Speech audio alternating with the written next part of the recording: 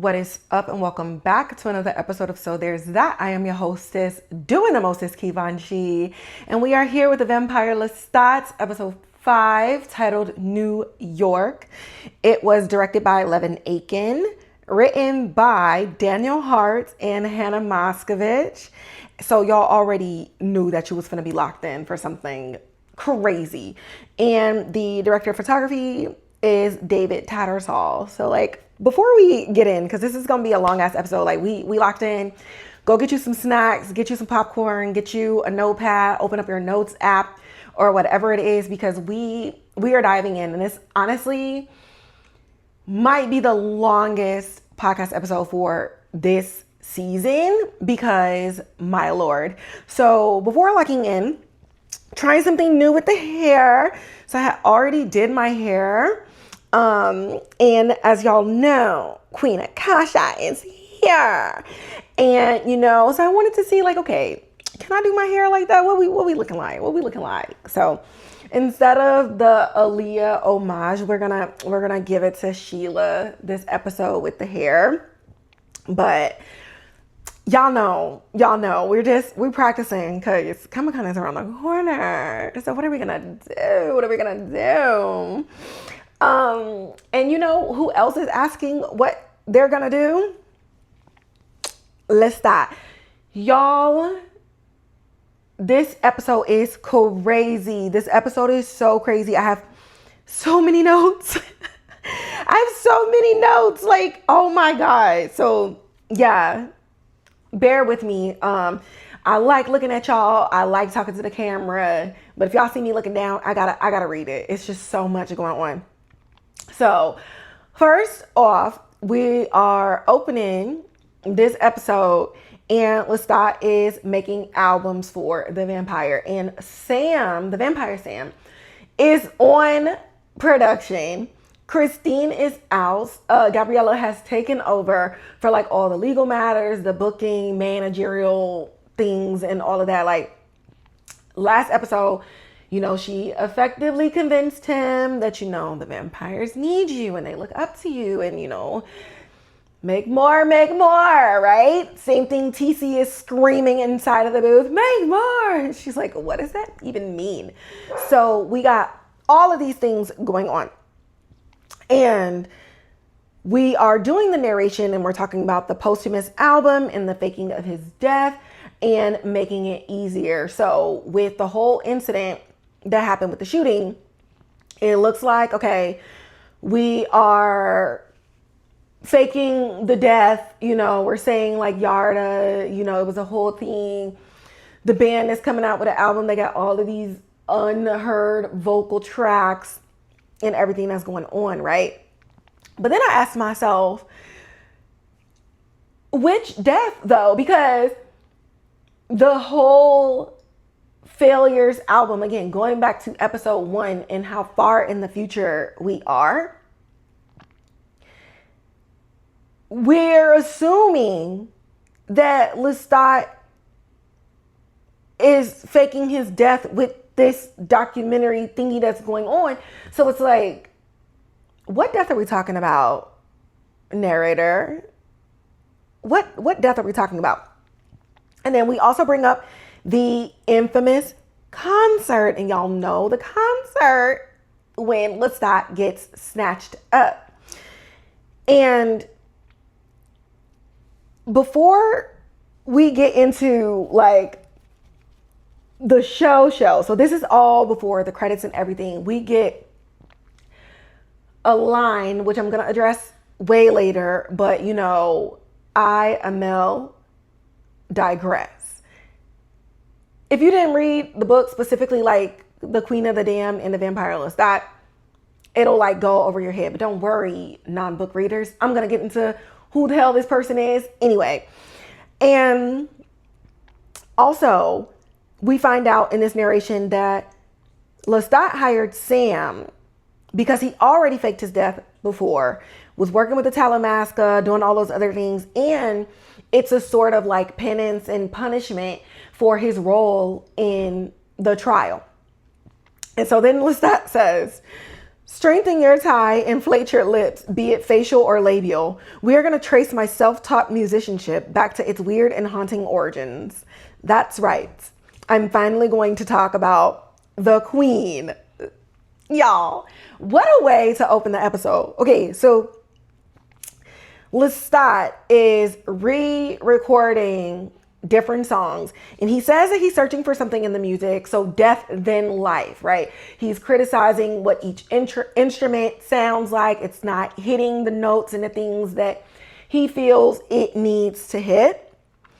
And it's the images of him being pulled from his dirt nap, his first sleep, before Marius dug him up out of the ground. So Gabby's like, Lestat, they're not going to give you what you need because they are not vampires. Like, they cannot create the sound that speaks to everybody else because they can only understand the capacity of their emotions to a very specific and finite extent. So Lestat goes and tells them, hey, this is what your instruments represent. And when he gets to Larry, he tells him that his guitar is his frailty. So it's his failures. It's the things that it's the mistakes, right? It's the flaws and things. But before he even says this, y'all, Sam Reid's voice has hit new like pitches. Oh my God, when Larry was like, and what about mine? And he goes, yes, please interrupt my flow, Larry. And I said, what's that gif of that girl squirming in her seat? Yeah. So Larry is still jacking up. He's in his head. I mean, of course, you're telling me that I represent the flaws in you. And Lestat tells Sam, like, you know, we're just going to play everybody else over him and we're going to re-record all of his parts. And Sam was like, okay, well, it's a deep grave that you're digging. And he says, pretend I'm Armand. And I said, oh. But we're setting a lot of ominous breadcrumbs for Larry. And, you know, it sucks. It sucks. So moving along, blue eyes so blue. Marius and Lestat and Akasha. So Marius yoked Lestat ass up out the ground like a rag doll, and why? My man's just wanted to go to sleep. He's sad. Nikki's gone. His mama left him. Like, it's okay. Like, he needs to rejuvenate. He needs to emotionally recharge. Like, he has to get his act together. So Lestat's like, bruh, who are you? And he's like, hello, I'm Marius de Romanis, and I found you because she told me to find you, and she told me where you were. And Lestat's like, Armand's daddy? Girl, Armand said you was dead. And he was like, Armand don't even know what he's talking about, little rotten boy.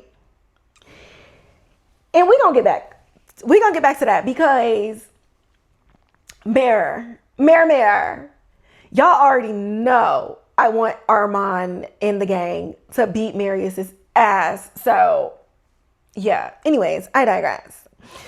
So in this, Marius says that he was the keeper for 22 years and now Lestat is the keeper. And I thought this was so funny because Marius is like, this whole scene is so funny because it really it represents modern turnover in the workforce. Like, they will hire somebody and you either get the job and that person is either leaving like within the week, or you showed up and that seat has been vacant for months. And so you got to just figure this shit out on your own.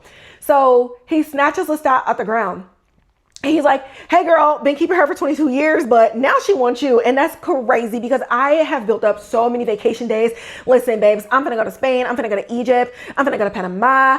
I'm about to go to this place that they're calling America. Like, apparently somebody named Christopher Columbus like stole it and I just need to see what it is. So You got it, bro. Here's a quick rundown. Listen, bring some people back, burn the ashes, put the ashes on the body, okay? Seems like stone, she's breathing. Yep, it's all good. Make sure you don't give her no blood, bro. Don't give her no blood, bro. Cannot stress this enough. All right, so I'm packing. Do what you need to do. And, you know, I'm about to go and, you know, get a couple of boxes so I can carry my things out. I will be back, okay, to get everything done. You got any questions? No questions? Okay, I'm out. And Lestat's like, girl, I don't want a job. I want to die. Like, what are we doing? I'm not emotionally healed. Girl, put me back in the dirt. And Mary's is like, babe, you got this.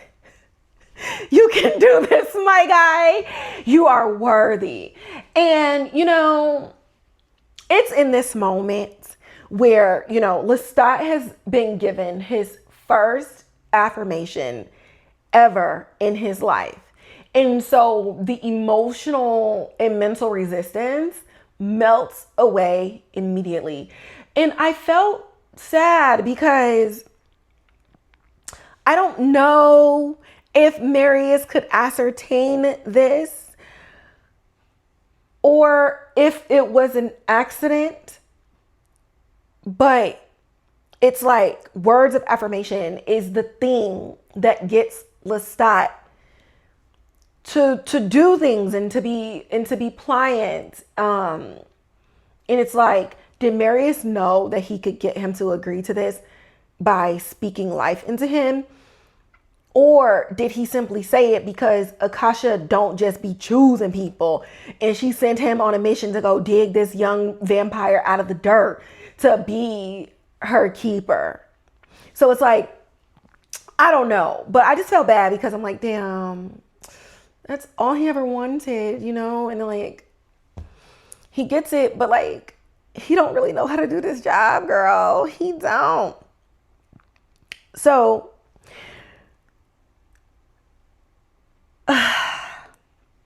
Marius tells him he's worthy. Then he says, you know, let her tell you this herself. And when Marius tells him that, I think this is where, you know, modern day current Lestat has always been, I have the blood of Akasha in me, because Akasha chose him. And it really is the first time he's been chosen for himself, right? So there's a lot of pride about her blood and the exchange and everything that happened during that time. And so it's something that he's going to want to be boastful about.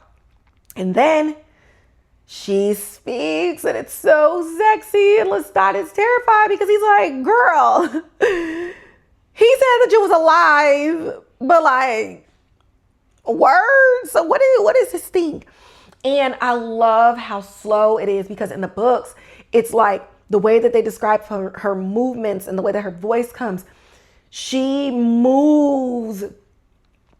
It seems slow because of how ancient and powerful she is. And so the way that she moves and when she moves is not perceived by the eyes, whether it's vampiric or human, in a way that can be captured. It's like she moves and speaks across dimensions, across worlds, right? Because even in the books, it'll say like she lifted up her foot and it seemed this thing that was really slow, but the next thing you know, in the next sentence, she's right behind Lestat. And so it's like how she moves, how she speaks, how she vocalizes is in a way that is going round and round and round through multiple realms before it even reaches Lestat's ears. So I was definitely curious as to how they were going to do that. And through the voice, love it. Great choice. Okay. So Lestat is like, all right, girl, you know, ever the endurer. He goes and he gets clean, because y'all know my mans do not like being dirty. And y'all, season 1, Claudia, like, oh my God, like Lestat, that is your daughter. You are the mother. You are the father. You are the maker. Just like walking around very, Little Mermaid like, very young Claudia, ever curious and learning new things and new gadgets. And, he's speaking to her the way that Claudia was speaking to the books. He's like, why did she talk to the books? Girl, that's your DNA, girl. And, he goes back and he comes in. He's like, oh my God. And there's this thing and it's like ice cream. And they call this thing a scoop. Isn't it such a funny word? Scoop. And, he lays it next to her, whatever. And then Akasha's like, scoop. And he looks and he's like, oh my God, I have an opportunity here. And so he's like, scoop. You have to put the P. And it's just like, oh my God. Lestat's parents and his brothers never taught him a fucking thing. And yet, he, as a young vampire, like, yeah, he slept for 80 years. But that's like, he's like a baby, right? Magnus didn't teach him nothing. Armand didn't teach him nothing. He, we saw last episode him teaching Gabby, how to use her powers in the tavern and stuff when they were in Spain. It's just like, he's had to learn so much on his own. His resilience, in his endurance and his curiosity has put him ahead in his vampirism, as ahead as he can be, teaching himself on his own when everybody around him has withheld on purpose. And so I thought this was such a cute moment where you can see that he takes pride in being the source of knowledge for someone when the people around him has weaponized ignorance to keep him in the dark. So I really love that. And, he's going and he's playing the violin and you can tell that, he's been teaching himself because Marius was like, she loves music. And he was like, girl, I don't know how to play. And he was like, think about Nikki, girl, like figure it out. You are a vampire. You can do whatever it is that you want. So, he's been getting good at the things. And, it's in the violin playing, he's asking all of these questions. Again, so many Claudia towers. It's like pinball, right? Just knocking back and forth, just knocking everything. And it's like ding, ding, ding, ding, ding, ding, ding, ding. And, he gets on, am I evil and where is God? And that's when she moves, right? And she knocked that little ice cream scoop off. And he's like, okay. And so, we learn through the backstage that Lestat, what? It's early. That Lestat was with her for 10 years as opposed to a couple of days in the books. And we're gonna discuss a lot of the timeline changes later on. But just in case this is something that anybody missed, this has been like a 10-year time frame that Lestat has been here with Akasha. And so Lestat's imagination, I love it so much. And, season 1, Louis was always talking about his voice and how he talks so much and how he's all these other things. But it's like, people weaponized silence against him. They abused him with their silence, right? And with Akasha, he understood that her silence wasn't abuse. And so him talking to her and doing all these things and coming up with this world of imagination was a way to cope and to maybe reframe what silence looks like. And I just couldn't help but think about Louis giving him the silent treatment and him still going on and on. And, when he bought them the suits and, when they finally went out after Claudia left and all these other things and he's trying to make it up to him. It just made me think like back to season 1 in that, because it's like, fuck. He was trying to believe that you didn't treat him the way his mom did. It was like he was trying to believe that it was an Akasha situation, that maybe there was just an inability here and it wasn't necessarily malicious. Because in this, it's not a malicious thing that Akasha's not talking to him. It's just a reality, right? And so he has like this dinner table. He has his dad and he has his brother and he has a card that says Marie Antoinette. I feel like that's like a calling to Antoinette, but like Marie Antoinette was, a historical person. And then he has cabbages as his father and his dad. And then he has a rotten piece of bread for Armand. And I'm just like, bro, Lestat is funny as hell, right?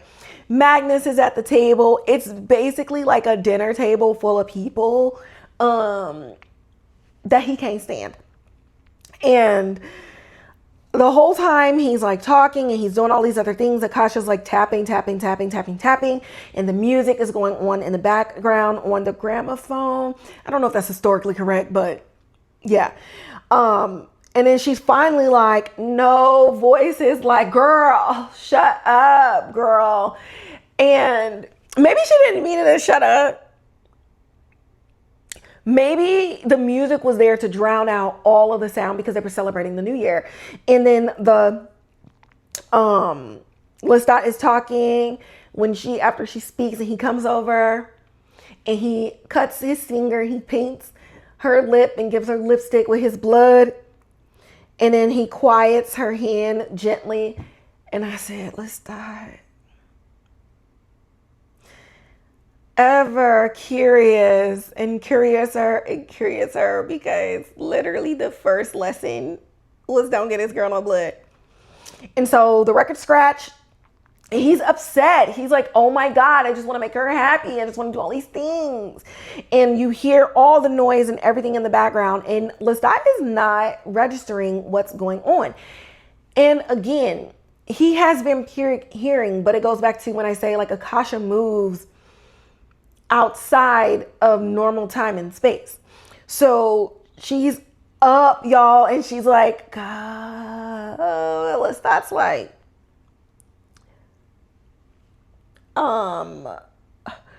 what? And she sits up and she got her braids and she got her locks, and he is walking over and we get our origin story of come to me. And she opens that mouth wide and she bites him, and it is time, babes. It is time. Okay, so speaking of time, we're back into modern time and Louis is with Regina, and oh my God. I have never been more embarrassed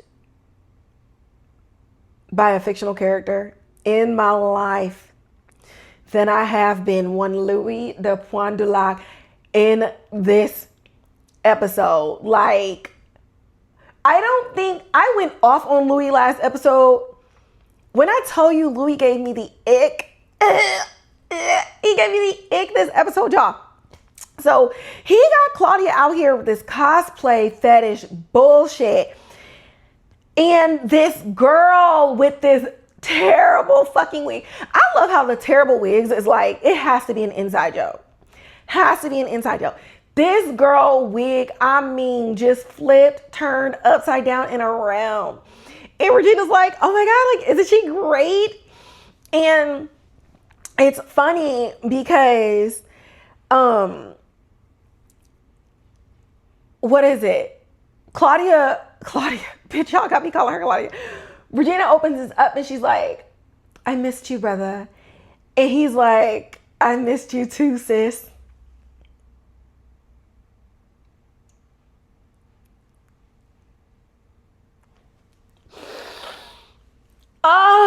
Okay, so, do I talk about it now or do I talk about it later? I'm gonna talk about it later, but let's hold on to the fact that instead of Louis choosing a Claudia that was father and daughter, him choosing sister and brother is very important. Very important. We're going to talk about that later. I hope I remember. But anyways, yeah, girl, Louis get a fucking therapist because of what is going on. And so, you know, Regina is there. She's there with Fraudaline and Fraudaline. I guess like that's their name, like Claudaline, but like fake. I can't fake Aline. Fraudaline is where we are. So they kiss. And Louis is like about to vomit. And I thought this was so funny because in season 2, Louis did not like Claudia moving on. Like when he was like, are y'all companion and all this other stuff, and he's making like the stankest fucking face ever. And so it's interesting and it's funny to me that not only like the fakeness of this girl with this terrible French accent being like icky, but Louis still getting the ick that fake Claudia is in a relationship or is showing affection to anyone that is not him. So we get out on the boat and Louis is legitimately trying to like recreate moments that he had with Claudia. And it's just like, girl, somebody point him to some episodes of Fix My Life with Egon Levan, because like he's gonna need it. Like, did he watch the Montel Williams show? Sally Jesse Raphael, Ricky Lake, Babes Mari, like did he not watch any of these things? Like somebody needs to point him into the direction very fast because this is crazy. But I loved how he didn't get what he was looking for. So she's like, okay, tell me about Lemuel. And Louis is like,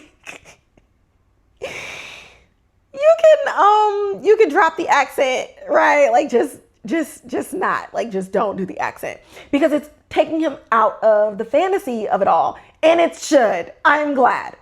So she's like, okay, what's up with you and Lemuel? And he's like, it's loose. Like, I'll be on my iPad. He'd be like, give me some attention. He goes and I don't really know where he is. And it's like, I'm cool with it. But with real Claudia, she said, how does love work between two vampires? And he says it works like love. Louis, what the fuck are we doing? Like, I just feel like, oh my God, like, what are we doing? So this security attendant comes out and he's like, hey, y'all need to get off this water. And Louis freezes him. And she's like, oh my God, like, did you do that? Like, oh my God, like, do that on me. And at first he doesn't want to do it. And then she's like, come on, I just want to know what it feels like. And so he does it. And then he releases her. But it's like when he does it, you can see like the towers crumbling down on him because finally it hits him. This is not real. This is not real. So he releases her and she's just like, whoo, be careful what you ask for, right? And he's like, okay, we got to get up out of here. I can't hold it for long or whatever. But now we're finally getting to see like reality is setting in on here. Multiple realities. One, she is not Claudia. She is not Claudia. So you telling her to drop the accent, boom. Two, talking about this relationship, sir, this ain't even real. You're not even getting the same type of conversation with this girl because you don't love the man based off the question. Three, the diary. Regina is taking notes and he's like, well, like, what are you writing there? Right. And it puts him back in the frame of mind that Claudia had a life and she had thoughts and her own feelings that she did not share with Louis and Lestat. And he always wanted to know everything she did, everything she was thinking, all the things that she was feeling.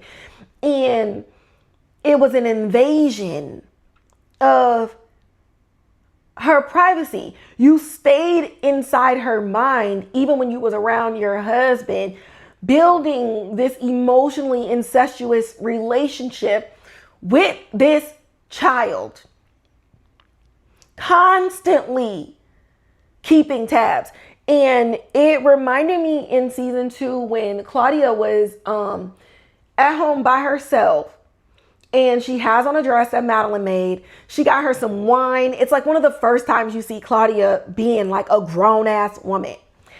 And I can't even remember what the fuck happened with Louis that night. I think it was the night he went out on a date with Armand in the bar, and Lestat, Dreamstat was singing his own version of Come to Me. We're calling Armand like boring and, you know, all these other things. Because in that scene, he comes in, he's like, Claudia, Claudia, Claudia. And she's so fucking annoyed. It's like every time you're going through something, you're using Claudia as an emotional punching bag to make you feel better. And I'm glad that when he saw this diary, it was one of the things that made him, like, it made his emotions twist in this moment, because you have to be confronted again with this need to invade Regina's privacy. It's not for you.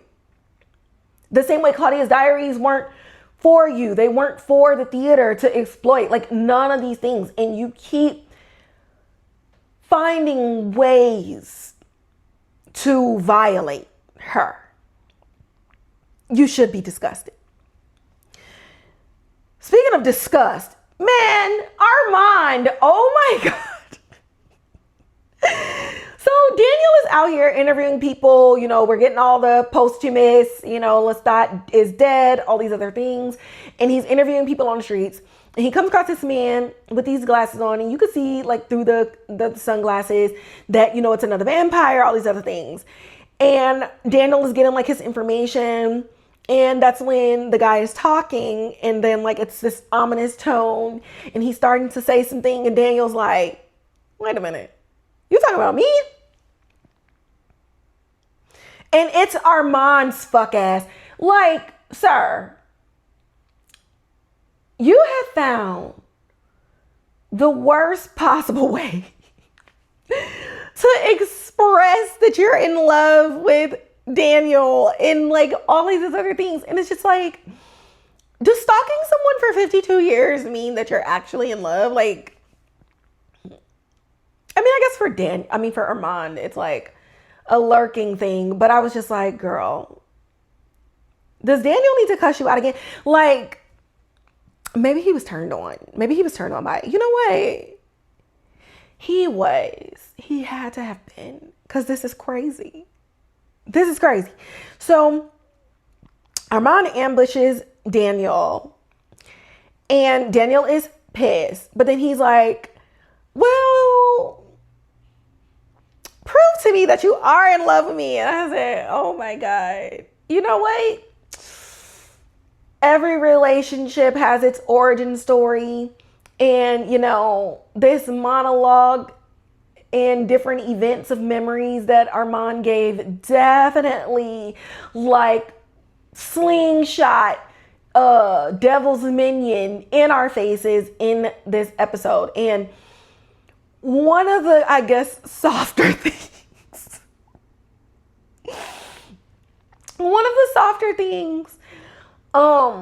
that came from this, though, is Armand, every time Daniel was in a state of emotional distress, Armand always removed people or created an atmosphere for Daniel to give in to his sorrow in private. And so it's like, okay, I guess that is romantic.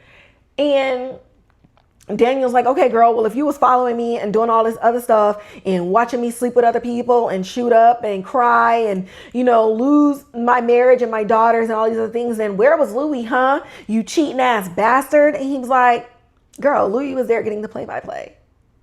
And Daniel's like, Wait a minute.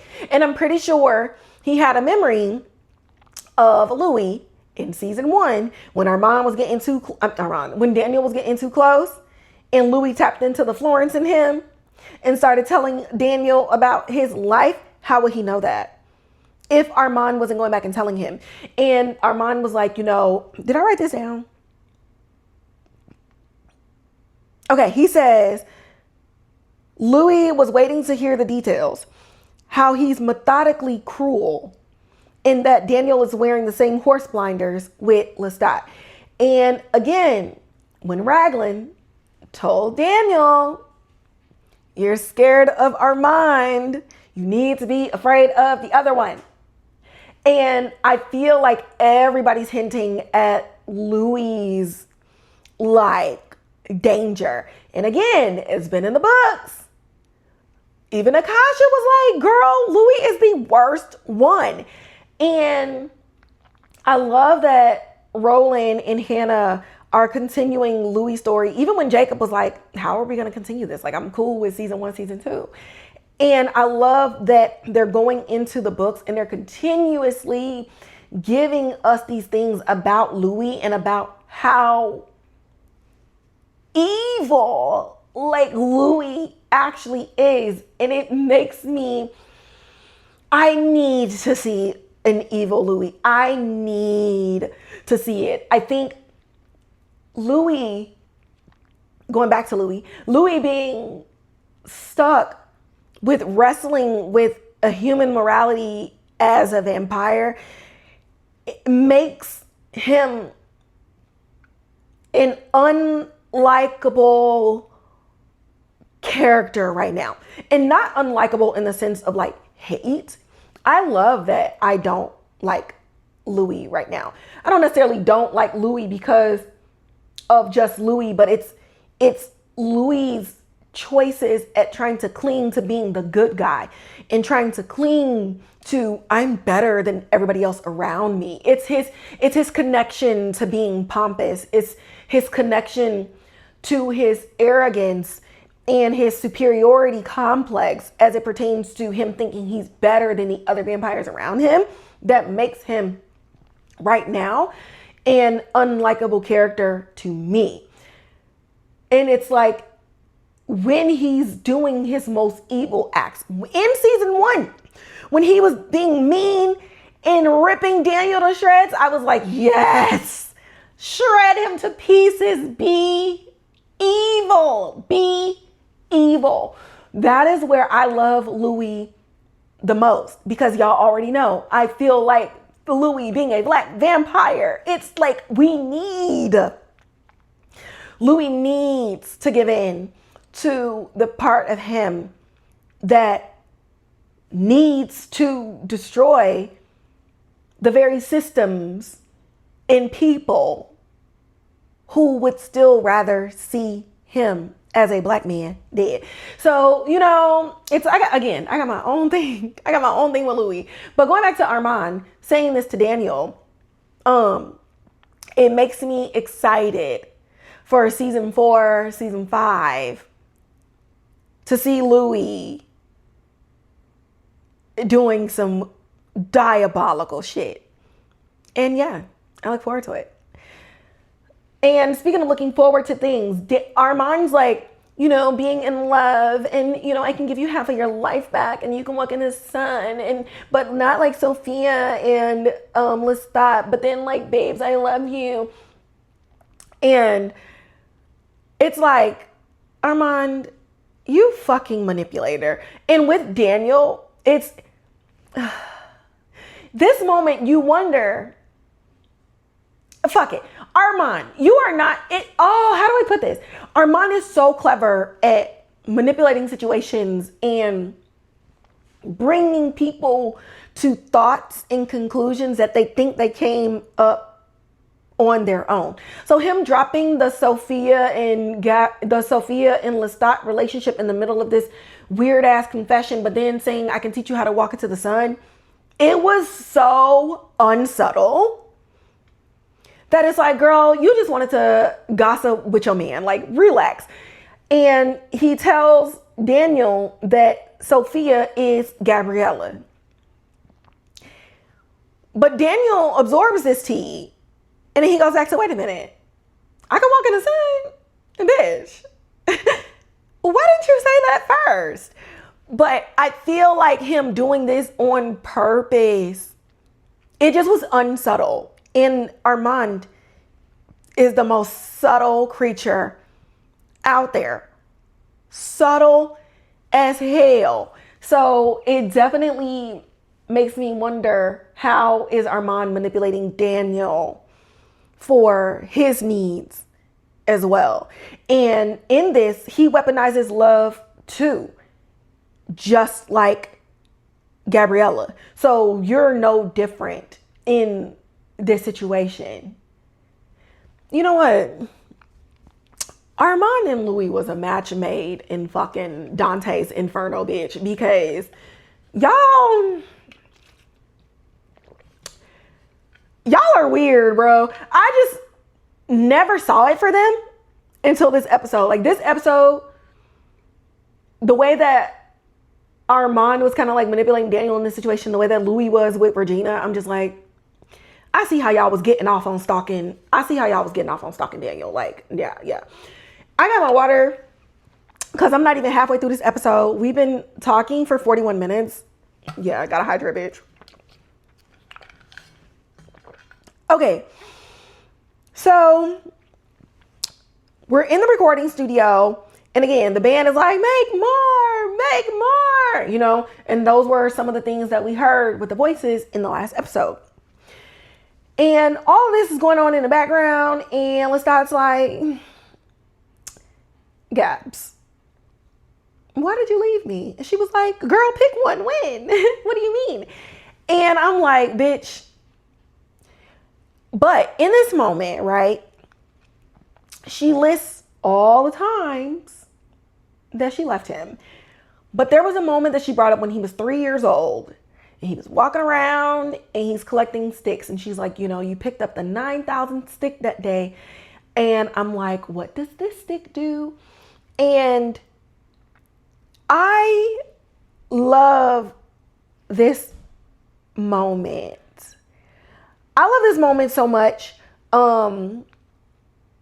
because the internet, I just feel like people are consuming Gabriella with a single lens. And it's a lens that was already clouded and cluttered with preconceptions. And so there's an inability to really absorb this character for who she is and what she represents. And I think people really need to understand that you don't have to absolve her abuse. You don't have to excuse anything. Again, we are experiencing her through Lestat, and it fucking hurts. It's painful.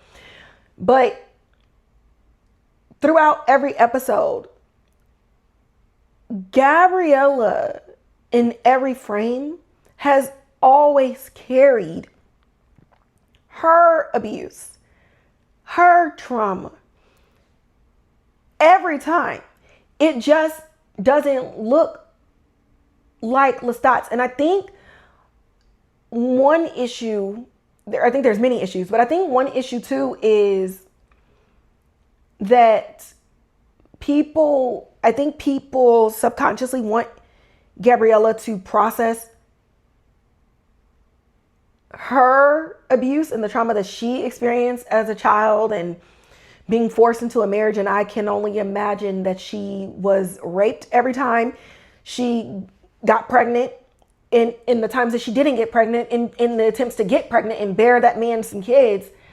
I think that people want her to move in a way that they think a woman should move. It's so hard to explain. I just feel like people want to see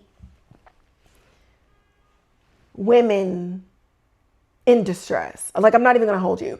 Like, when women go through such like traumatic things, they're looking for the softness and the crying and the breakdowns and, all of these other things. And Gabriella refuses to do that. She refuses to give it to Lestat. She refused to give it to her husband. And as we see her, she refuses to give it to the audience. And when she talks about Lestat and being 3, it also seems like in this memory, it was the last time she allowed herself to even think of being a mother. Because when she brought it up as one of the times that she left him. But the day that they were having before she left was one where she actually did feel motherly. And so in this, as she's talking, he remembers the witches, right? The burning of the witches. But still sticking with Gabby, it's like, I think people need to understand she never wanted to be a mom. Like, again, I think there's just a subconscious and an unconscious assignment on Gabriella that people are having a hard time with. Like, I think about,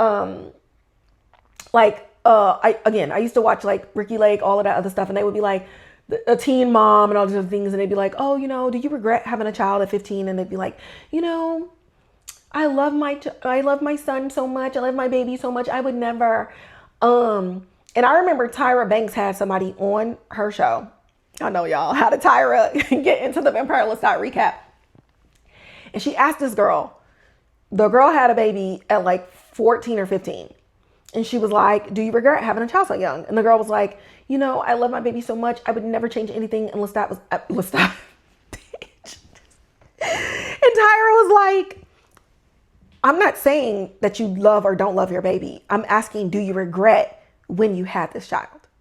And the girl just started bawling her eyes out. And I feel like so many women, regardless of a certain age, unwanted pregnancies, via whichever way that it happened. And they feel that once the child is born, that they will be looked at terribly if they don't force themselves to love that child and to be a mother to that child. Not because they're necessarily feeling internal guilt, but because they don't want people to think that they're a bad mom. So they will force themselves to tell themselves, like, I love this kid, I love this kid, I love this kid, until they believe it. Gabriella did not want no fucking kids. She did not want them. She did not like any of them.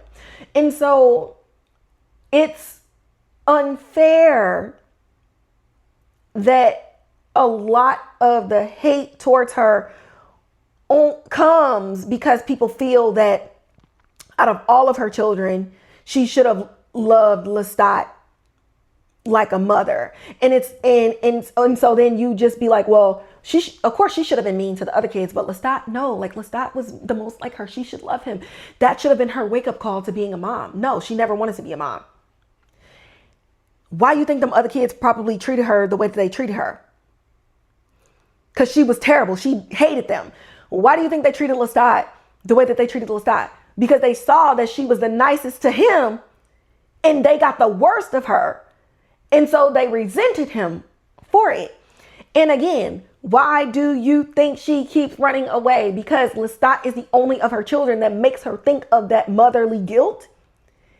And even when she gets close to it, she's like, I didn't want this. No matter how much he's a reflection of me, I don't want to be his mom. I don't want to be a mom. I don't want to be a woman. I don't want to be anything. I want my freedom. And so when she finally gets to the part that he was asking about, which was Spain, she says, I didn't need you anymore. You don't need around what does not need you anymore. He was always a means of escape for her. as he was growing up, it was mental. He had freedoms as a man that she did not have. He had dreams as a man that she was unable to live because she was a woman of that time. When he turned her into a vampire, she had to learn from him. And once she learned all of the things about being a vampire to the extent and the capacity in which he could teach her, because he did not know many things, she went to go learn on her own. He was always going to be a means of her escape. It just is what it is. And I think people need to really accept that. And if you can accept that Gabby is moving through life in her own trauma response, I think we can really absorb this character and have really deep conversations surrounding her, because there is so much in her that she carries with her that maybe even she doesn't realize exists. Like, she's not an idiot. She knows she hurt him, but what is she supposed to do with that?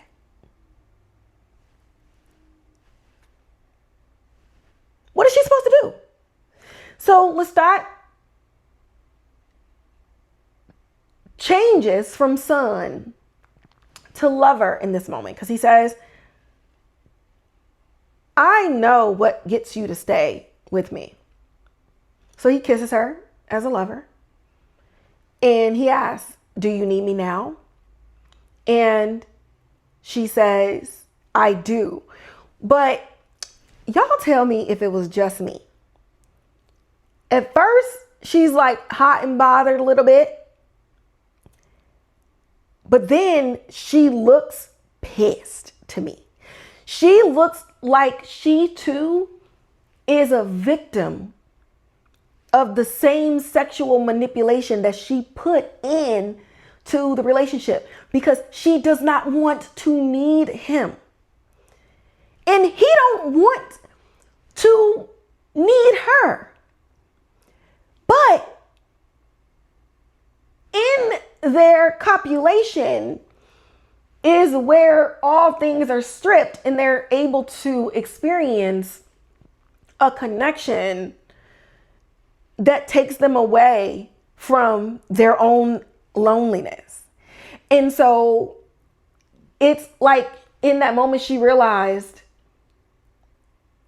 maybe she was wrong to cross those lines with her child, because if he always knows that sex is her kryptonite, then he'll always know how to lure her back in. And she's spent centuries running away. So again, you are susceptible to the same trauma that you introduced, and you don't know how to get out of it. It's just so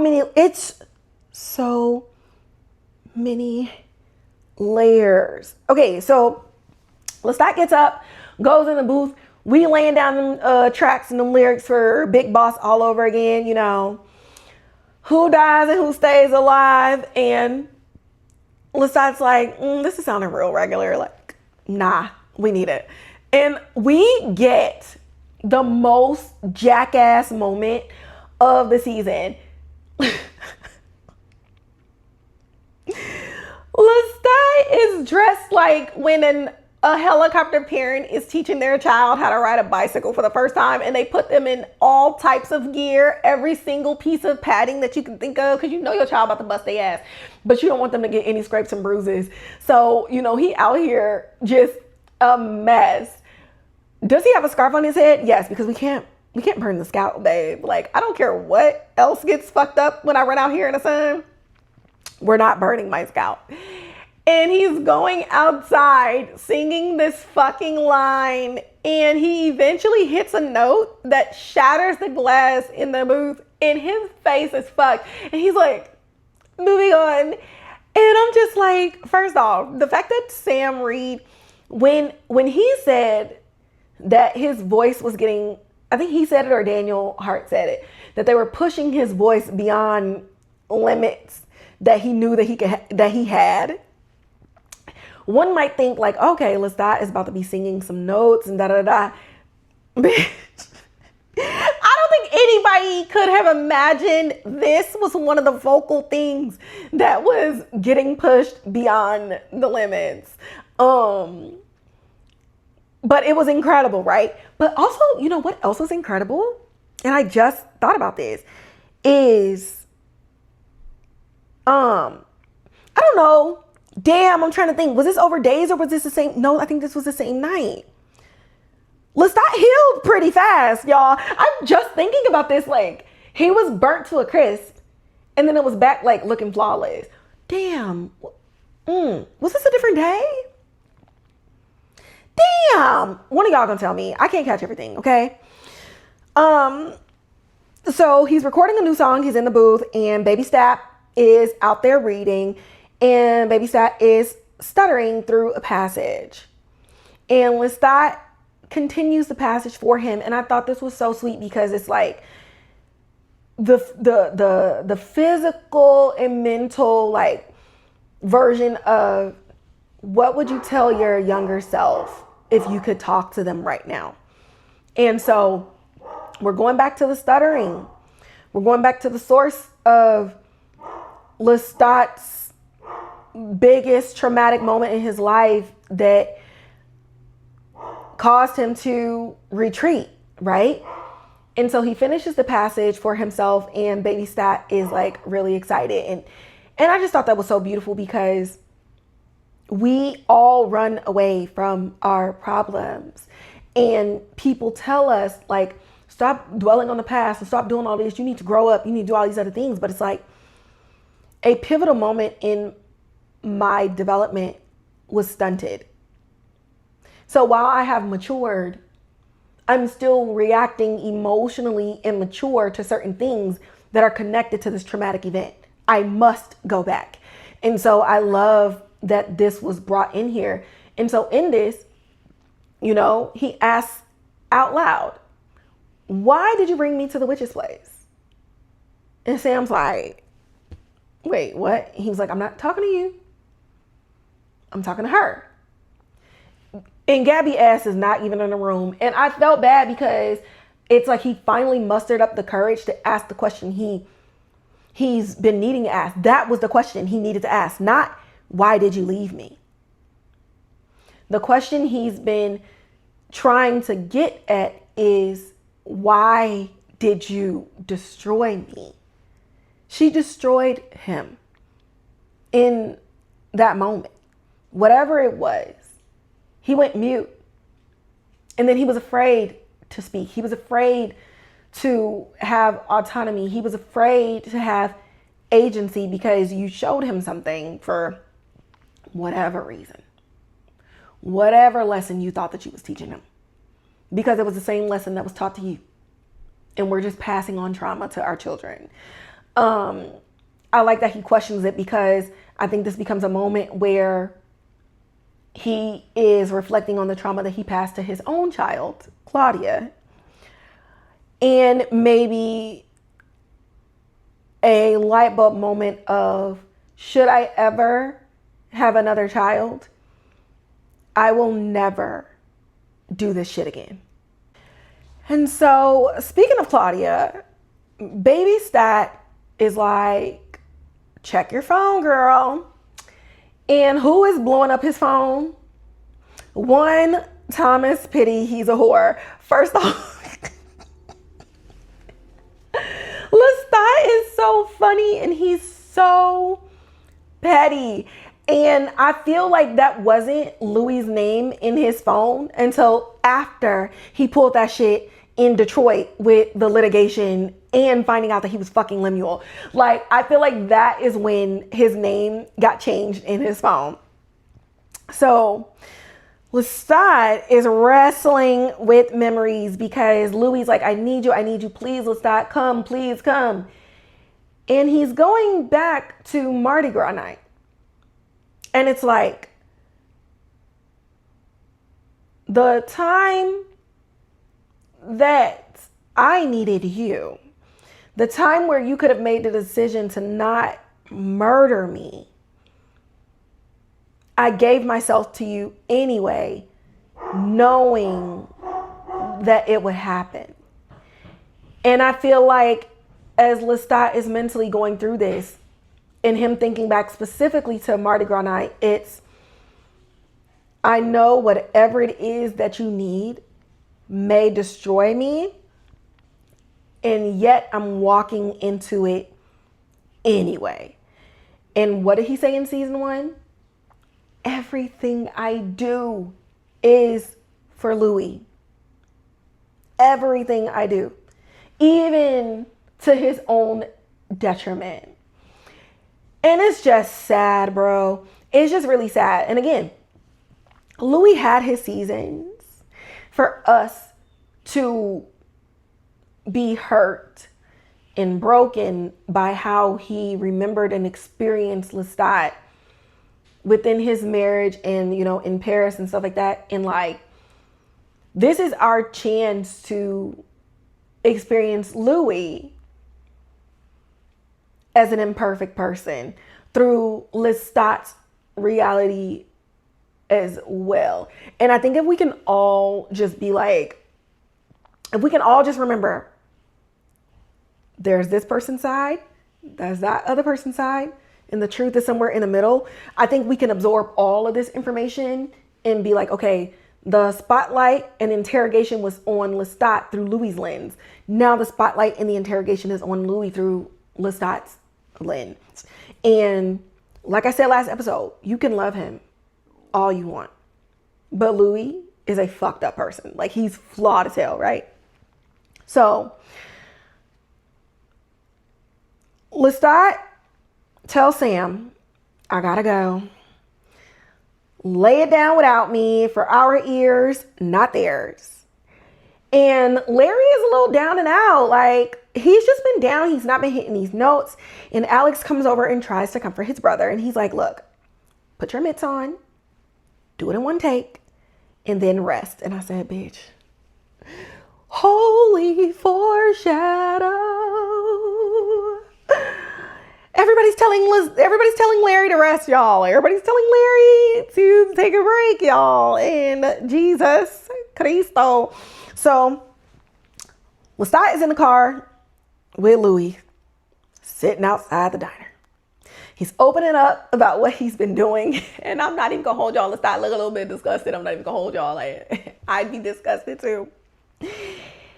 And Lestat's like, girl, I almost got beheaded. You know I'm in the middle of recording my out. Okay, girl. All right, so what you want me to do? So you want me to go in here and make sure that, like, you're not hallucinating. All right, cool, bad. Cool, whatever. So he goes in there. He's in his Beyonce hoodie. And he sits and he takes off his hoodie. He takes off his sunglasses. And Regina turns around. And Regina is Regina. I thought it was so cute that everybody was like, it's going to be a completely different actor. Y'all are so imaginative, but no, it's not. It's Regina. And she looks and she recognizes what a vampire looks like. And she's like, it's you. Lestat's like, it's me. Internet says you did. Must be then, girl. I don't know what to tell you. And, you know, he's like, he's been sitting outside for an hour, so you can stop all that fake shit. Like, I'm not here for any of that. What does he normally order? Okay, I'll order that. Like, let me just put some money in your pocket, girl. Like, I don't know. And so he's watching and he's looking and he's analyzing and, you know, he's being a vampire watching this human girl. But it hurts and it sucks because he understands why Louis may have jumped off the psychological deep end behind this girl. And, you know, what I thought about in this moment, and I have it in my notes, is Louis asked Lestat to come see if this girl is Claudia, right? Is it a reincarnation? Like, what is it? Like, what's going on? Like, is the universe sending us a sign? Without even considering that Lestat watched her die. And I thought about the passage in the book, in the notes that Lestat scribbled in the margins, and he says, why is Louis trying to hurt me? And like in this moment, that was the first thing in my mind is, why is Louis trying to hurt me? And it's just like, it's like I said in my article, like Louis's intentions, and he does not think that his actions are cruel. But they are. The fact that he's so disconnected from everybody and only thinks of himself is the cruelty. Because why would you ask the person who watched her die to go in there? Hell, you could have walked in there with him, but you didn't. You sent Lestat to suffer for you. Anyways, Regina's like, what the fuck is this? Listen, is he bringing you in on this? What did she say? Are we gonna be a family, Uncle Les? And Lestat is ready to throw up. I don't know what he wanted to do more, fight Louis or vomit, because it speaks to the extent that Louis has had this girl cosplaying. And Lestat's like, why are you even still working here if he's paying you what I think he's paying you? And she's like, look, when it gets too freaky, I have to touch grass because this man is crazy. And Lestat tells her, you need to stop seeing him. You're hurting him. And Regina, like I said, I love how she's not scared of no fucking body. She was like, girl, I don't give a fuck if I'm hurting him. He's the one coming in here chasing me, finding me, stalking me. Like, what are you talking about? But I feel like Lestat didn't say that to necessarily accuse her. I think Lestat told Regina to leave Louis alone because he knew Louis would never do it himself. And I think he's asking the more sensible person to make the decision for the both of them because Louis cannot help it. And so I think that this was a moment of reaching out to her in a way that's saying he's too weak and he won't do it. He won't stop unless you force him to stop. And I think that's the thing where it's like Louis will listen to Claudia, So if Claudia says, leave me alone, Louis would stop. But she never said it and she needed the money. So Lestat's like, listen, girl, this motherfucker is crazy. And I understand. So can you please stop? But yeah, she puts it back on Louis. Rightfully so. And again, I love how she's not afraid because even still in episode 1, Lestat was talking about how like people, it was like, oh, vampires exist. And it was just like, okay, then vampires exist. So there's really no reason for her to be scared for real. Cause it's like, okay, y'all been among us. Like, okay, I've been around Louis this whole time. Obviously vampires are real. Like, what is it? You either gonna kill me or you not. Right. So, he comes back outside and he walks up to the car and he's like, it's not her. It's not her, bruh. And you need to never see this girl again. And also, the next time people try to kill me, pick up your goddamn phone. Because why are you calling me for this? Why are you calling me for this? Why? And all Louis can do is sit there looking stupid, following Lestat as he walks away. He don't even get back in the car. Like, at what point, Louis, are you going to realize that you are the problem? And this has shaken Lestat so much that he goes back and lays down I don't even know which song is the most heartbreaking. I guess this one's not heartbreaking so much as it is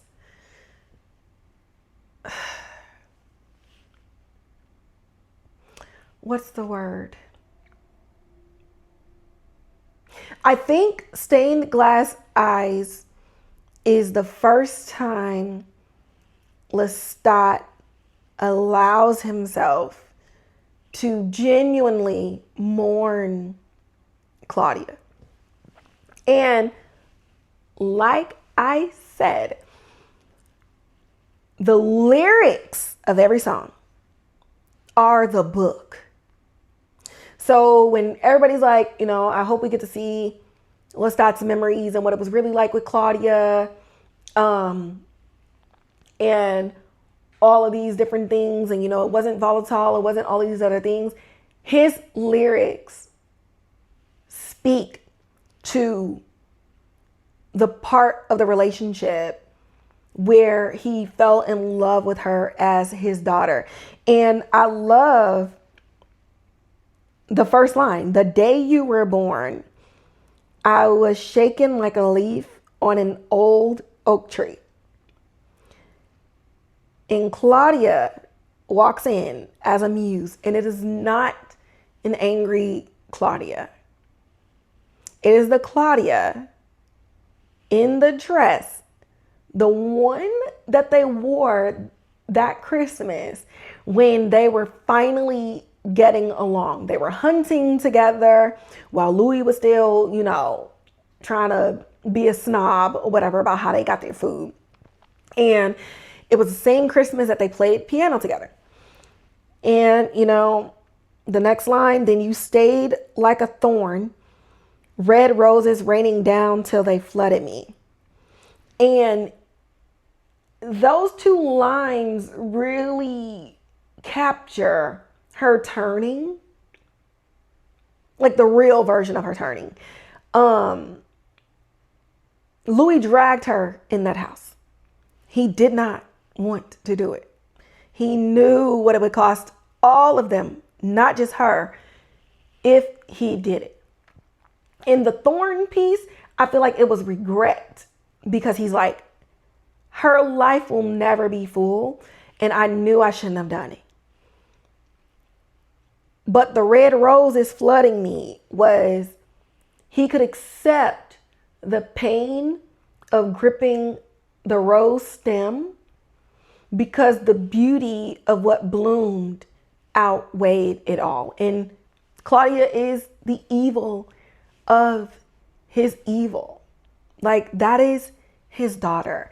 And I love that the lyrics definitely Lestat gave birth. Like, I don't know. I just feel like they definitely be online when they be writing this stuff. And so it was beautiful. And it was also like, yeah, Lestat pushed this baby out. No epidural. We love it. But there's a seriousness and there's a rawness and a vulnerability that was in the loneliness. Remember, the loneliness did not come until Magnus uttered Claudia's name. Boom. That shattered him open.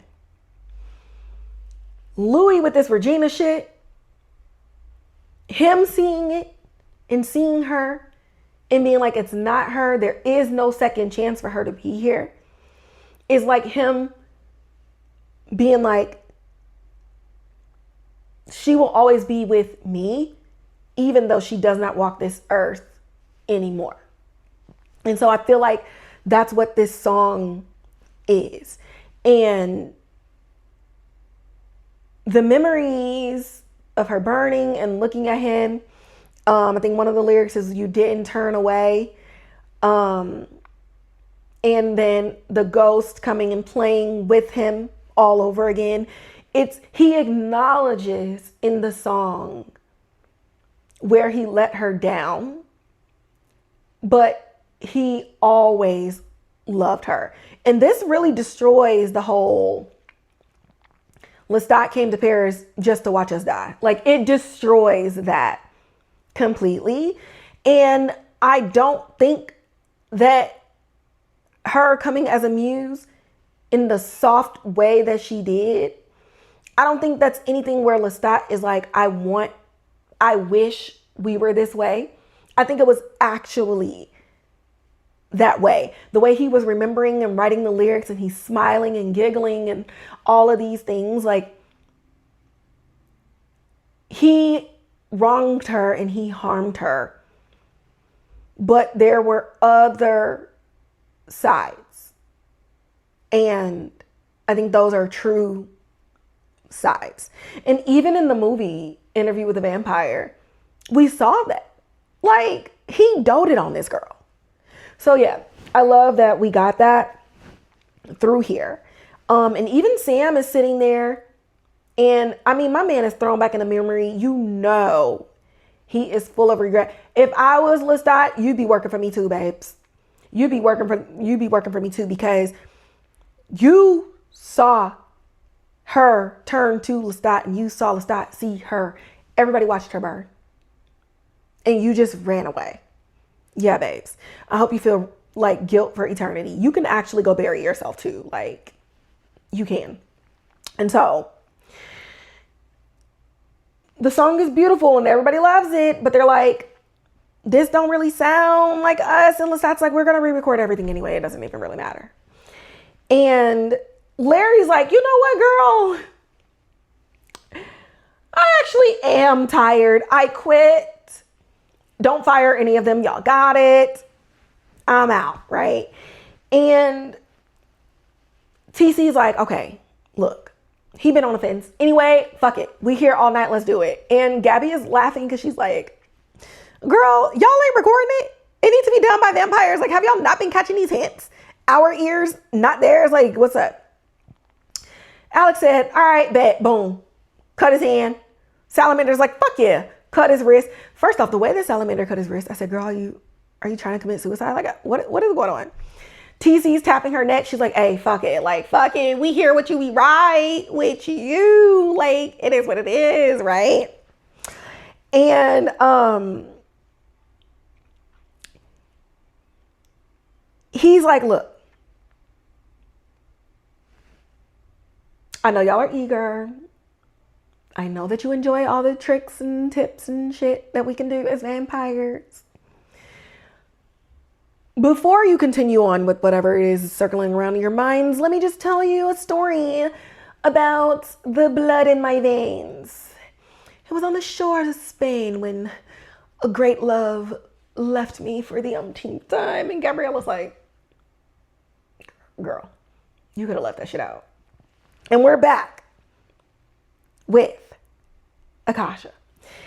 Bitch, Lestat ass has been suspended in the air for 3 days. She drank of him, he drank of her, and baby, she is up and she is talking. Marius done came back from going to buy some luggage and stuff so he can skedaddle. And he's like, what the hell is going on? And Lestat's like, she told me to drink from her. What was I supposed to do? I've been in the air for 3 days. Help. And Marius is like trying to push her down. And he's like, you imbecile. And he was like, what was I supposed to do? Bro, she is 6,000 years old. I'm an embryo, bitch, compared to her. Like, was I supposed to say no? She is the first vampire, the first immortal. So he's like trying to put her down. And Lestat finally drops out of the sky. And Marius is like, bitch, get your ass upstairs right now. You're on timeout. Get upstairs right now. And Akasha is rising back up and he getting the shakes all over again. And Marius is like, girl, go, girl. Like, oh my God. And he's like, you are unworthy. You are unworthy. And Lestat's like, girl, I didn't even ask for this job. You pulled me out of the dirt, bitch. I was asleep. And then you came and gave me this job. No orientation. Left my ass here for 10 years. What were we doing, babes? What were we doing? Where did you even go? So yes, like, my blood is her blood is mine. And you know, Akasha is speaking, and Sheila, oh, Oh, Sheila, don't you love me till the break of dawn? And she is speaking, and I feel like she's speaking so many different things. I think Amel is brought up and I think the twins are brought up. And I feel like there's so many thoughts and so many memories and so many questions. And I feel like she's speaking multiple lives in all of this. I think there's like 6,000 years worth of words coming out of her mouth. So Lestat is trying to get up, and you hear, why is she kept and why must she be kept in this place? And I feel like that's a question, not only maybe she's asking herself, but I feel like that's a question that was from Lestat's blood, right?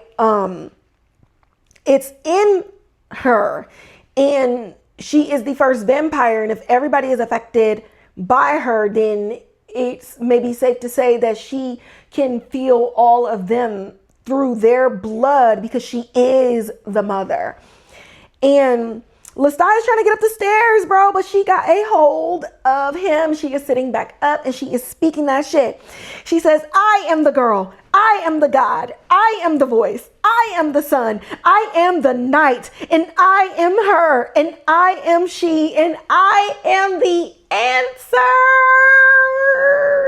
Bitch. Bitch. Listen, I ain't never thought about getting no tattoo or nothing with this show. I love this show. Y'all know I am obsessed. Babes.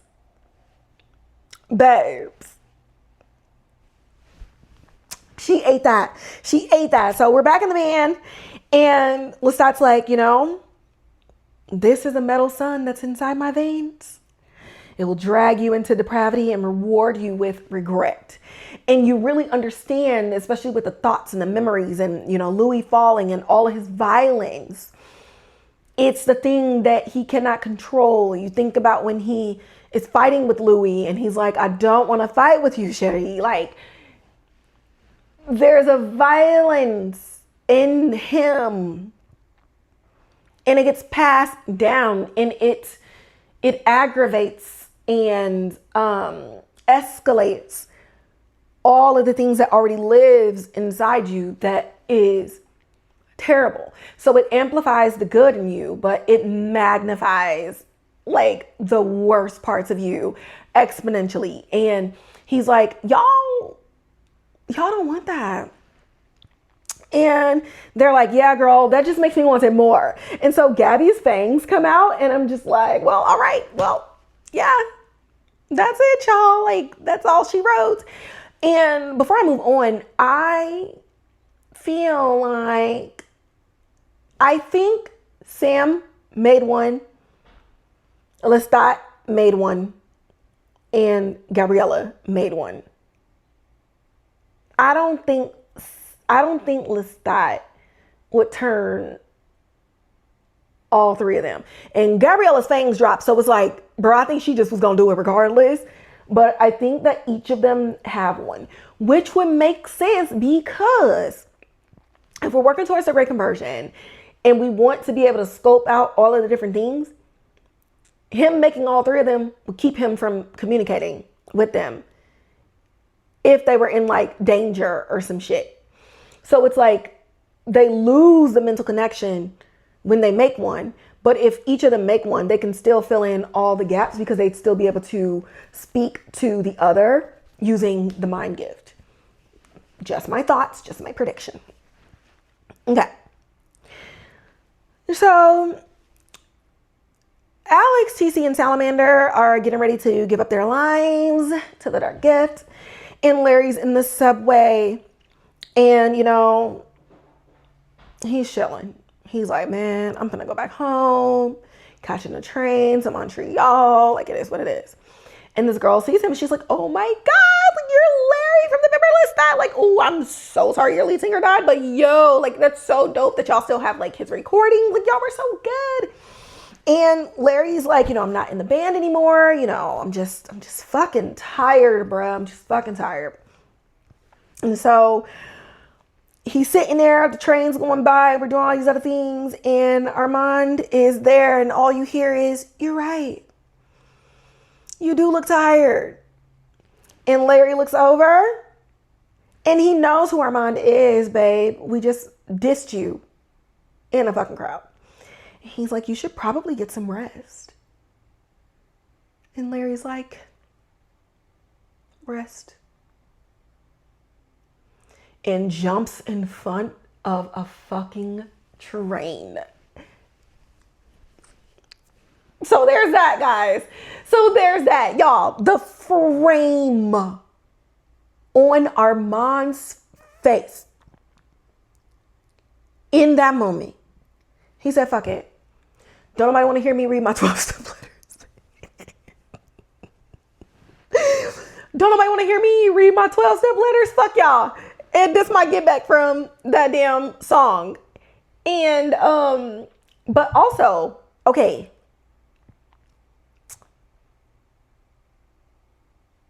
Armand can stop time. Yet he had Larry walk in front of the train in front of everybody. There has to be a reason for it. Why? This could have been a killing that nobody knew about. So why make it basically front page news? Like, is this to get back at Lestat? Like, what are his motives? And you just don't know his motives. Like, Assad is so good because he gives nothing away in his facial expressions, but this man is clearly full gremlin mode, baby. All 500 years is coming out. He's tired. He's fed up. Like, no. Lestat over here about to lead this damn great conversion, baby. It's not happening. Not on my watch. Okay, so speaking of that though, speaking of the gremlin, the book. So much of the book was in this episode. And again, I keep telling y'all, listen to the narration. Listen to the things that is being said to us.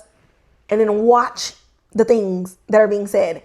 Pay attention to when Lestat is narrating over dialogue. We don't hear anything. Listen to the lyrics. Like, the reimagining and the modernization of the story while still bringing the book in it is just genius. It's just genius. And I tweeted Daniel Hart about the loneliness, about like, how did he come up with the lyrics? Like, what was the headspace in crafting the music and the lyrics and how did it go? And he said that they kind of came almost simultaneously. And, he was thinking about the book and he was thinking about the loneliness and his loneliness and just people in his life and stuff like that. And knowing that Daniel Hart was a co-writer on this episode, and this episode being so book forward, especially with the lyrics. And again, it's like you really get the book with the music. All the things that Lestat doesn't want to talk about in the documentary are in his songs. And it just shows you that the entire team understands the story so much. And they understand the ways in which you can transform the story without losing the essence of what's being told. And I think that is so beautiful. Akasha. This is a goated character entry. And y'all know I made a whole video about when I wanted her to come. And I think I wanted her to come in like the season finale of this. Her coming this episode, 2 episodes before the finale, it's like, what the fuck is happening in the finale? Is the finale Lestat getting snatched up? Like,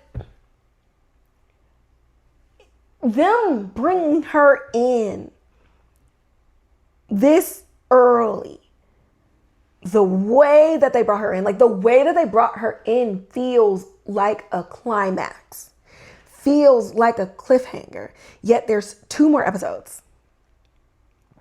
I'm scared. I'm scared.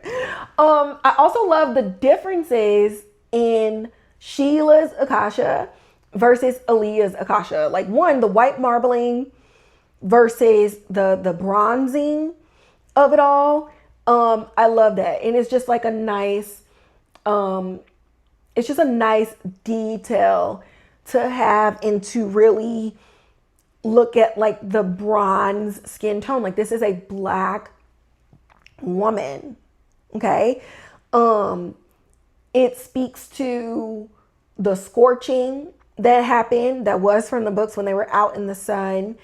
And it speaks to like just being kept in these places that maybe have not been, you know, the cleanest and all of these other things. Like in the movie, it was so pristine and it was so like well kept and all these other things. And I want to say in the book, it was about like that too. But again, in the book, it was just 2 days. And even in the book, I think Marius kept her for almost 2,000 years. But in this episode, I'm pretty sure he said it was 22 years. And now he was moving on. So just those changes, I'm so curious as to why they shortened Marius's.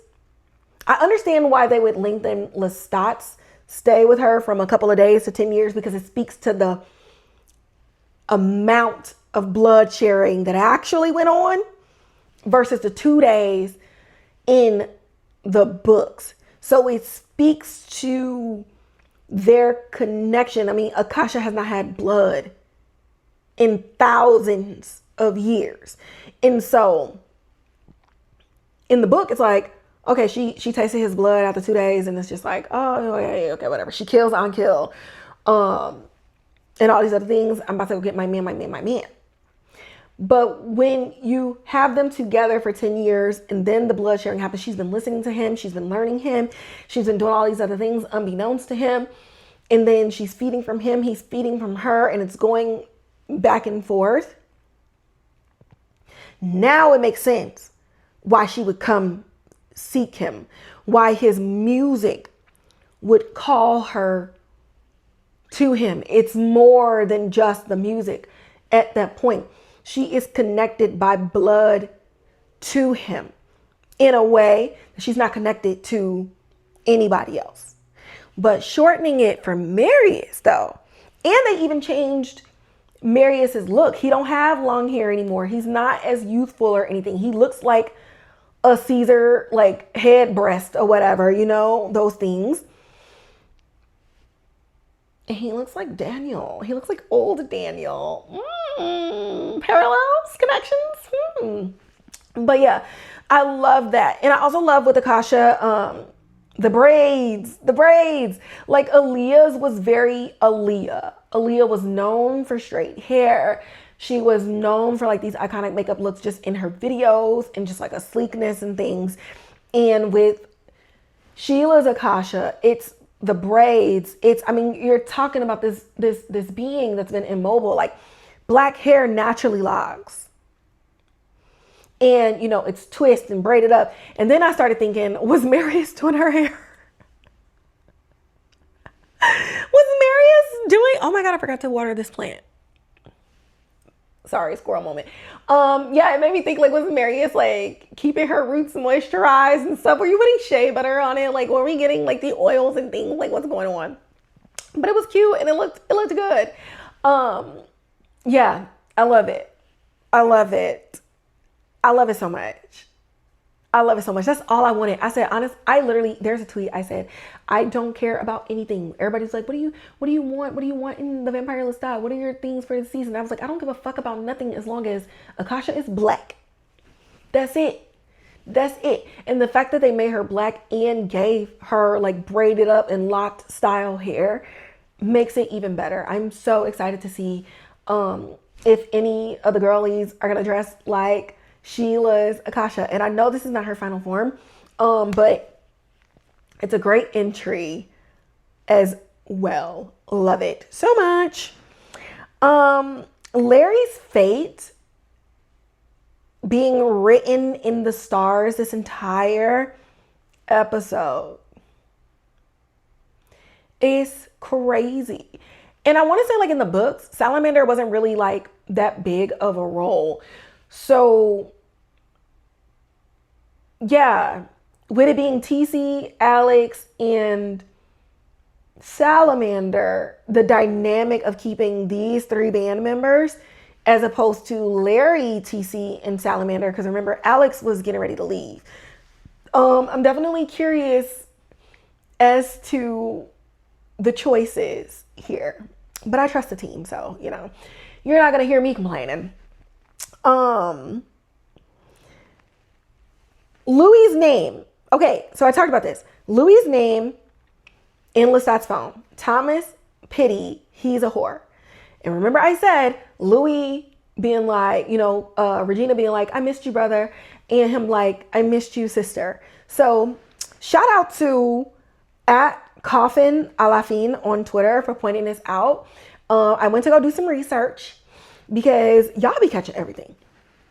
So Louis's name is a reference to this tragedy that was written in the 17th century by John Ford, and it's called "'Tis Pity She's a Whore." And so it was set in Italy, and the story follows siblings who are twins who fall in love. It's Giovanni and Annabella. Annabella becomes pregnant by the brother, and she marries this guy named Soranzo, and it sparks a feeling of betrayal in Giovanni. And it was a whole thing, some poisoning, some violence. It ends in the death of both of them. And so when you think of the fact that Louis was also supposed to die in the trial, it would have been the death of both of them. But the reference of them being siblings and the way that Louis was building this incestuous relationship and continuing that infantilization with Claudia, like, it's such a smart reference to this thing because it's in your face. Like, it's a nugget, right? They gave him the name Thomas Pity as an ode to Tom Cruise and Brad Pitt, but then an ode to this story about incestuous siblings. Louis, Claudia, they're talking about it. It's right there. So the incest is not just Lestat and Gabriella. Multiple incestuous relationships can exist, and they are telling you, the writers, Roland, Hannah, everybody, they're telling you it exists also in this space. Whatever it is that Louis had going on and constantly going from mother to daughter to sister to brother. I mean, Armand ate him up. Oh, she's my daughter, she's my sister, he ate his ass up. And so, yeah, it's like a callback to season 2, episode 5 too. Like, Louis constantly jumping through all of these things and what he wanted Claudia to fit in so long as he could keep her in his life. And it's the same thing in this tragedy. Chef's kiss. Louis discussed in this episode with Regina and fake Madeline. Again, going back to this tragedy. He hated when Claudia was with Madeline in the first place. You hate that you see Regina kissing this girl. Like, it's making you sick to your stomach because you feel like she belongs to you. Yeah. Louis, call the lady. Call the lady. Louis' selfishness in the car when Lestat was like, I know you didn't bring my ass out here for this when you couldn't even. He's like, I knew you were going to bring it up. I don't have an answer for it. You know, I'm selfish. So if you knew he was going to bring it up, then why didn't you lead with an apology?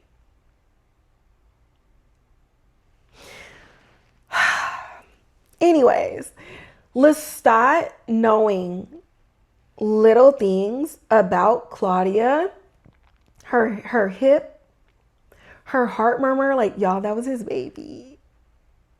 That was his baby, y'all. Like, oh my God. Oh my God. Also, my battery's dying. I knew this was gonna be a long ass episode. We're gonna stop here. I gotta charge my battery, and I'm gonna be back, y'all. I'm gonna be back. It's been a long time. I shouldn't have left you without a dope beat. Step two, step two, step two, step two, step two. Freaky, freaky, freaky, freaky. It's been a long time since I've recorded until my camera battery died or the iPad battery died. Girl, it was crazy. But where did I leave off? So we were talking about how much Lestat really loves Claudia by noticing that Regina walks specifically as if she's had a hip injury in her life, but how Claudia had a heart murmur and she doesn't. And it's like, when you really compare and contrast how Louis is remembering Claudia or grieving Claudia, and then you look at how Lestat is remembering and grieving Claudia, he remembers the little things. And so if he remembers her heart flutter, which probably still existed in a way, offbeat maybe, after she was turned into a vampire, then one would think that he remembers, you know, how she scrunches her nose when she's excited and how her voice peaks and all of these other things. Whereas right now, Louis is remembering and grieving her in a way to make him feel better. And Lestat is remembering her in a way where she was free in his eyes. So like one is freedom and one is a chain. And I hate that it looks that way. But again, Louis, baby, what are you doing? What are you doing? What's that song to be like, break every chain? Is that a gospel song? I think so. I think it's like a rock gospel song. Like, break that chain, Louis. Break that chain, babes. Let her go. She needs to rest in peace, okay? Let's see. Oh, this was the lyric that I was trying to think of last time when he said, even when we parted ways, you never turned your gaze. And so in Stained Glass Eyes, you know, he's like, you know, she looked to me as if I was her father. Like, yes. And she held on. And so in this song, he's also saying like things that she said. And it makes me wonder if, remember, I think Sam did confirm that he was trying to send messages to Madeline to get to Claudia. And so there had to have been some mental messaging going around. So I wonder if a message, bitch, I'm reaching, but I'm gonna say it.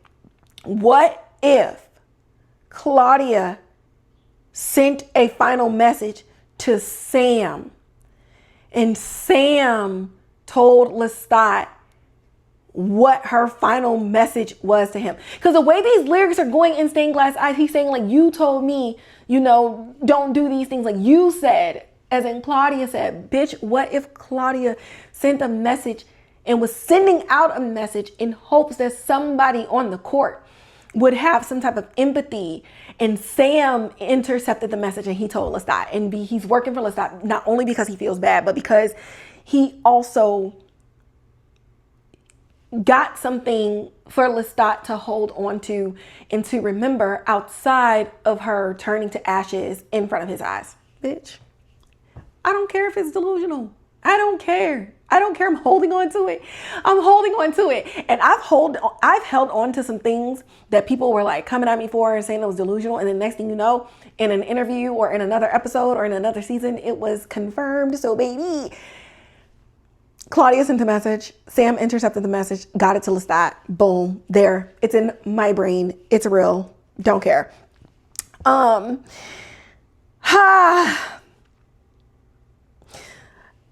Armand. I know I started my final thoughts with Armand, but like we have to also end it with Armand because there's no regrets. There's no regrets. There's no going back. It is what it is. And it feels like a move made to start a war with Lestat. And knowing that after his conversation with Daniel didn't just walk off. Like, yeah, he was like, wait, I can walk in the sun? Daniel, you now know that Daniel is with Armand. No amount of human logic that Daniel has had his entire life is going to make him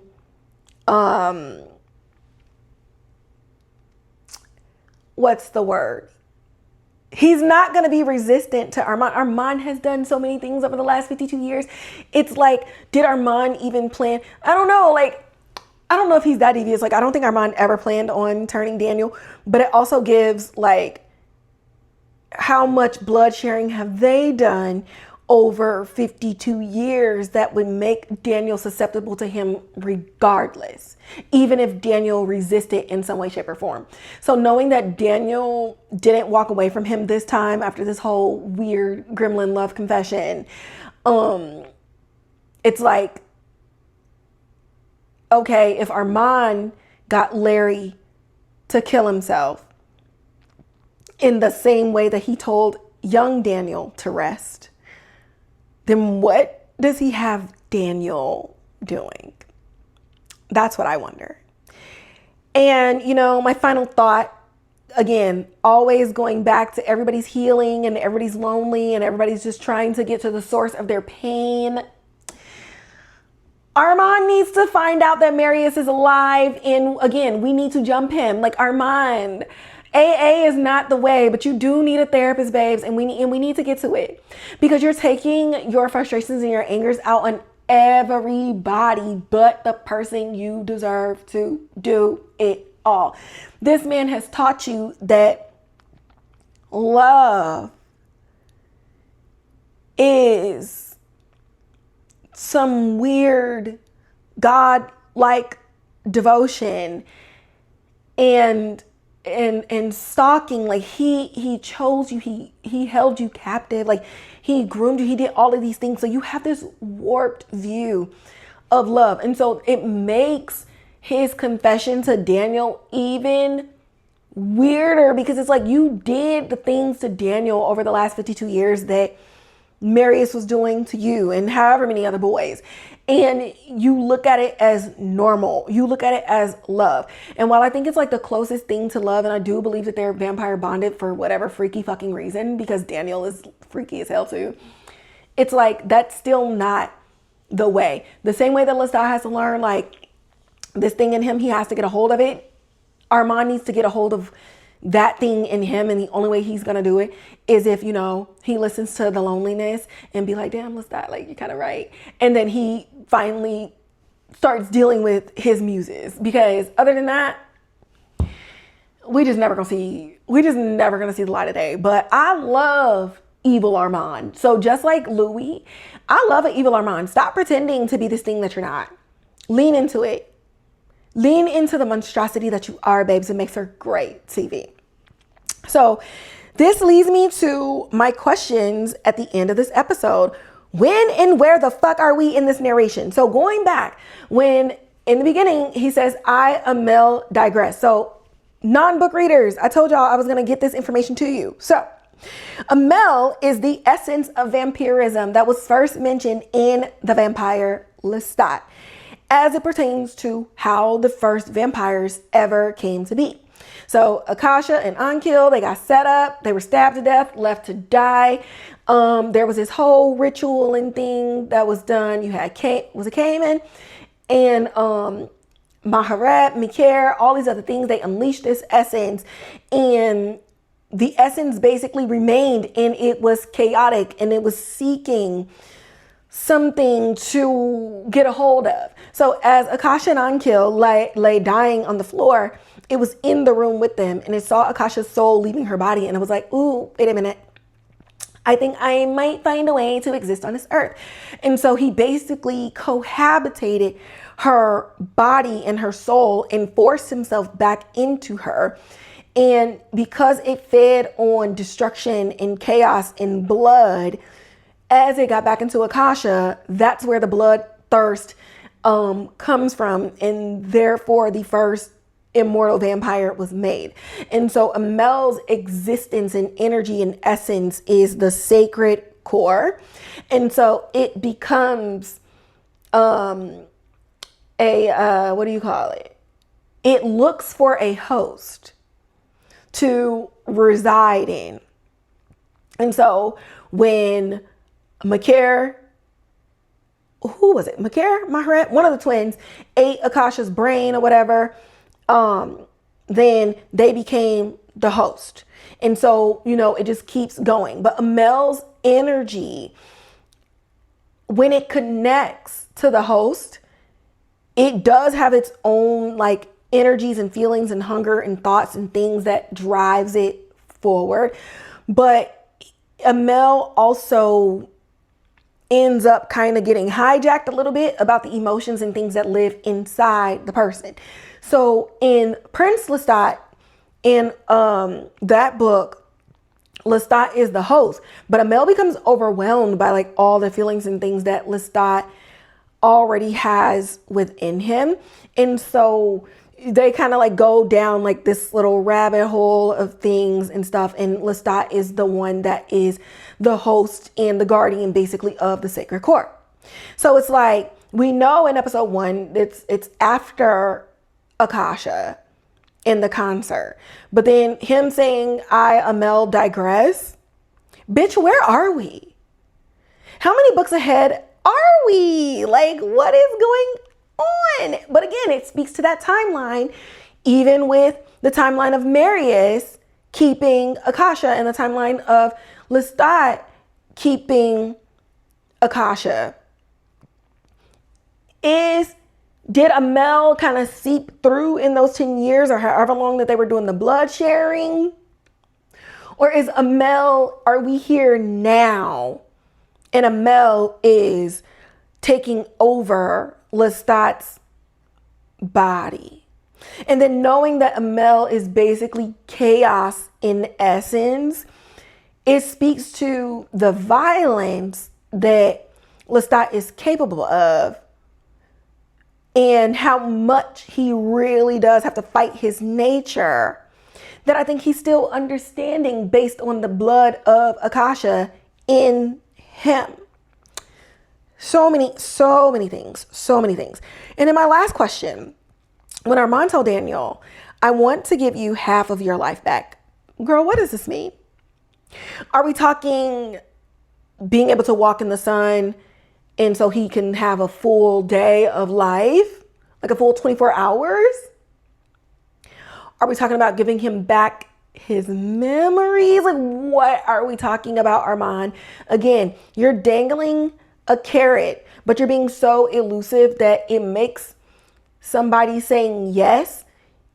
It's y'all remember Shrek when Rumpelstiltskin got Shrek to sign that contract, and then Shrek was like, I want to get out of the contract, and Rumpel was like, hey girl, this is what you agreed to, because he was able to speak in a way where he didn't necessarily lie, but Shrek didn't ask for more information. He didn't ask the questions that would lead to the actual truth.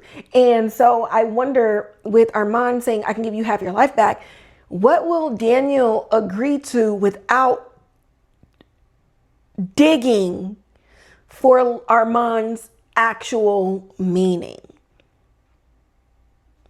I just feel like that means something different. I don't think it means walking in the daylight. I don't even think it means his memories. I think it means something else. There is something that Armand took from Daniel, and we're going to figure it out. We're going to figure it out, man. I don't know, man. But with that, we are going to wrap up this episode. As always, like, share, subscribe, hit the notification bell, leave comments in the comments box below. If you got people that only want to listen, babes, if they're going on a road trip, just start the tape, okay? Share the Spotify link and the Apple Podcast link. You can find me on Instagram at So There's That Podcast. You can also find me on my website where I write articles, not only about the show, but other shows if you want to just search the publication, www.sothere'sthatpodcast.com. Y'all already know that after this podcast airs, there's typically 1 to 2 companion pieces that end up accompanying the video where I dive deeper into different aspects that maybe I even touched on a little bit, or something I didn't talk about at all. And we need to explore the psychology of it. And whenever I do it, I always update the description box and I always pin it in the comment section. So just make sure to keep coming back to these videos because you never know what's going to pop up next. But you can also subscribe there so you don't miss out. You know what I'm saying? You can also find me on the official Twitter page at Pod. So there's that. And you can find me on my main Twitter page at Kivanshi. And with that, y'all, I am out of here. I will catch y'all in the next podcast episode.